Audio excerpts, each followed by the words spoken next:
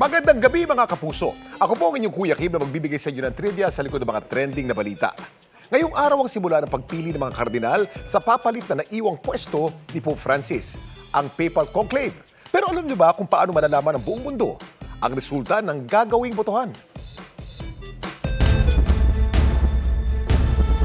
May kasabihan, when there's smoke, there's fire.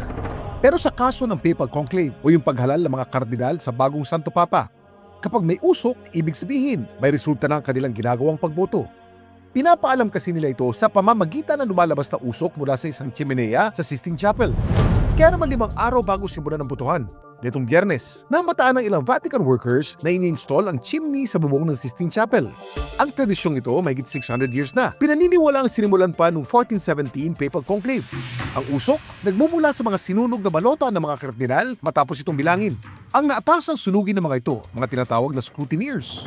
May 2 kulay ng usok ang lumalabas mula sa chimenea, itim o puti. Kapag itim ang usok, ibig sabihin, wala pang kardinal na nakakakuha ng kinakailangan 2/3 majority na boto. Pero kapag ito'y puti, Habemus Papa. may bago na tayong Santo Papa.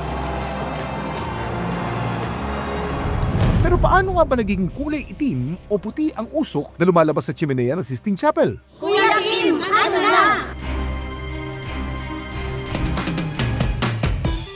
Ayon sa isang report ng McGill University noong 2017, ang itim na usok na nagpapahiwatig na wala pang nahalal na Santo Papa ay dahil sa mixture ng potassium perchlorate, sulfur at anthracene na isang chemical na makikita sa coal tar.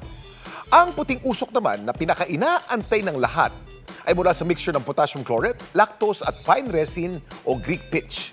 Kung kailan natin masisilayan ang puting usok na yan ang pinakainaabangan natin sa mga susunod na araw. Samantala, para malaman ang trivia sa likod ng viral na balita, post o comment lang, #Kuya Kim. Ano na? Laging tandaan, importante ang may alam. Ako po si Kuya Kim at sagot ko kayo 24 oras.